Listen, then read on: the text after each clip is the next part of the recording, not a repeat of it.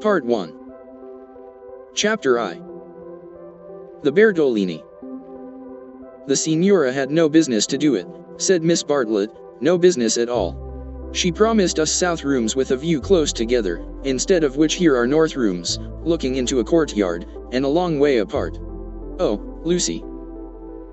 And a cockney, besides, said Lucy, who had been further saddened by the Signora's unexpected accent.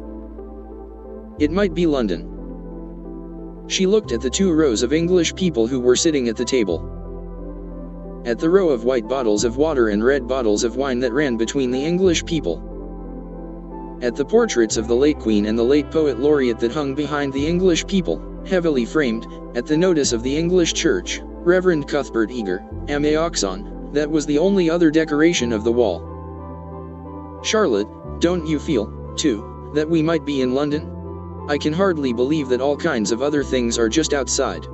I suppose it is one's being so tired. This meat has surely been used for soup, said Miss Bartlett, laying down her fork. I want so to see the Arno. The rooms the Signora promised us in her letter would have looked over the Arno. The Signora had no business to do it at all. Oh, it is a shame. Any nook does for me, Miss Bartlett continued, but it does seem hard that you shouldn't have a view. Lucy felt that she had been selfish. Charlotte, you mustn't spoil me, of course, you must look over the Arno, too. I meant that. The first vacant room in the front you must have it, said Miss Bartlett, part of whose traveling expenses were paid by Lucy's mother, a piece of generosity to which she made many a tactful allusion. No, no. You must have it. I insist on it. Your mother would never forgive me, Lucy. She would never forgive me. The ladies' voices grew animated, and if the said truth be owned, a little peevish. They were tired, and under the guise of unselfishness they wrangled.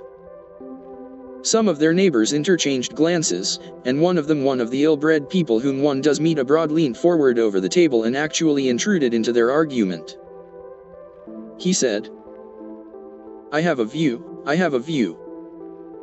Miss Bartlett was startled. Generally at a pension people looked them over for a day or two before speaking, and often did not find out that they would do till they had gone.